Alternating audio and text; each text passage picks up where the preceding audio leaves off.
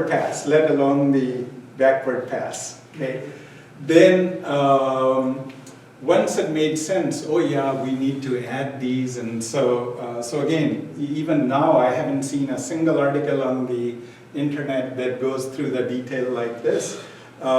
So anyway, then after I went through, okay, the backward pass, for example, I went through the math and I think I was, see, once I came to this result, I wasn't paying close attention and I thought, oh, easy, this is a convolution.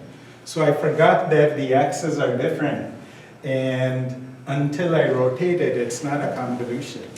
Okay, so the code won't work. I literally spent a month on it saying, why doesn't it work? I would keep going back to my math and say, yeah, it makes perfect sense, until it triggered to me, oh, this is where I made the mistake.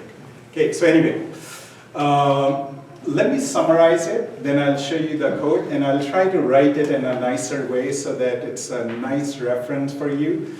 And the code we write, as I said, will mimic exactly how we are developing the equations. Okay. So let me clean it up and see if I can.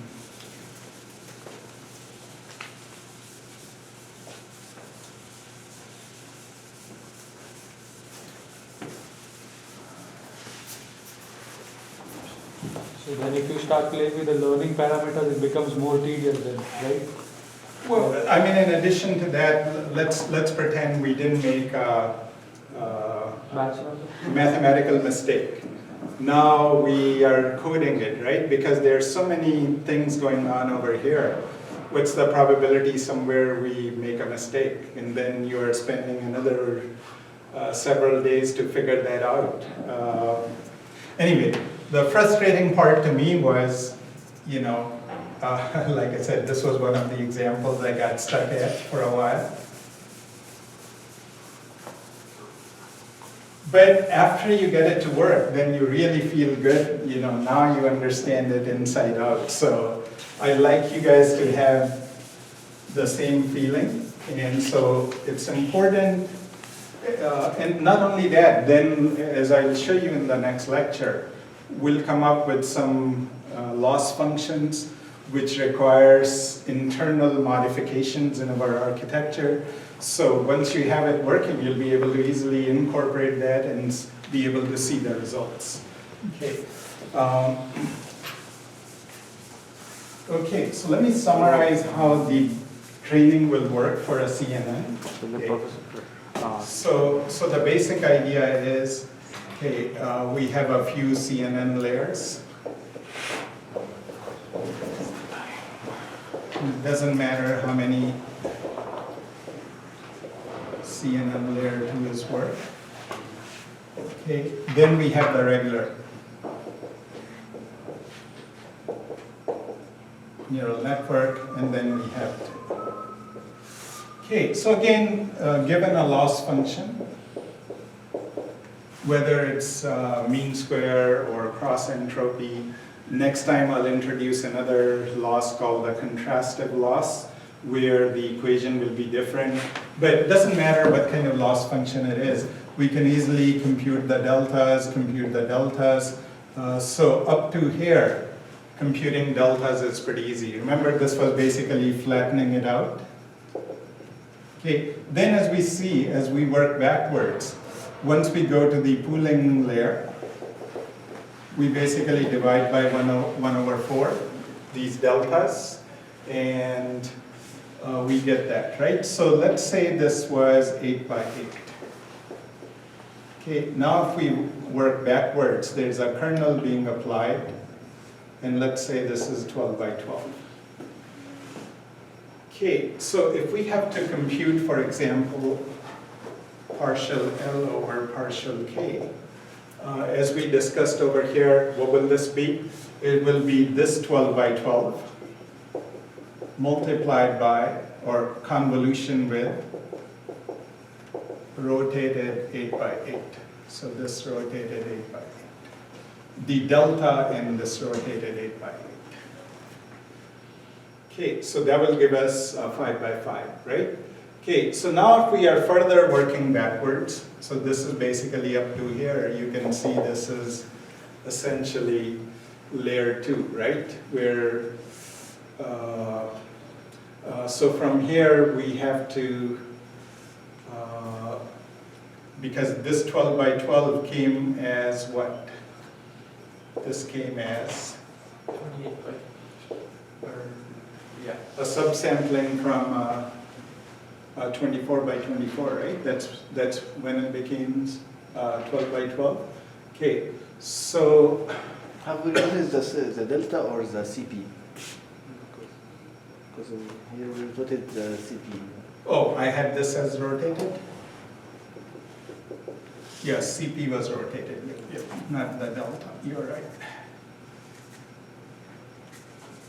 So this is delta over here, rotated.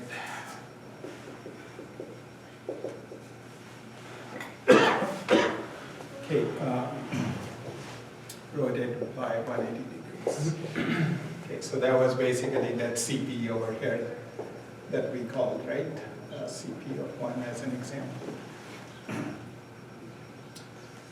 Okay, the other thing we need is, let me see if I can show you.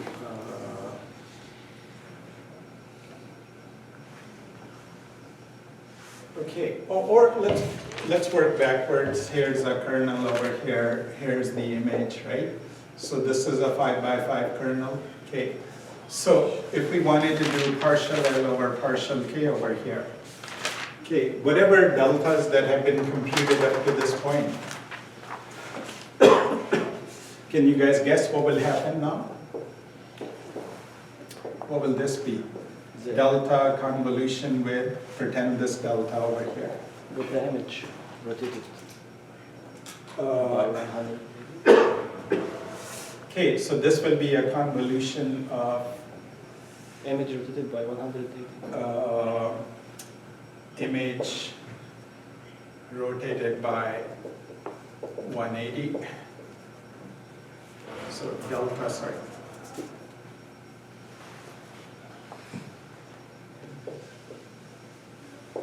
Yeah, so see, this will be 24 by 24, correct? Then if I do a convolution of this with this, I'll get a 5 by 5.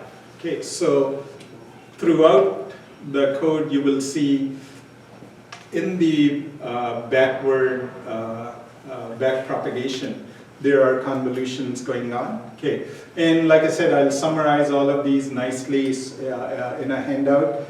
You guys can verify the math is making sense. Yeah, even though in the end we write the code, but in deep learning, especially in my opinion, understanding to write these equations and be able to relate them to code is extremely, extremely important. Okay, if you read any of the research papers, they'll never give you a code, but they'll explain what their mathematical development is. And if you are comfortable with understanding that, you can easily translate that to code, right? Anyway, let me spend 5-10 minutes showing you the code that you will use as a reference code.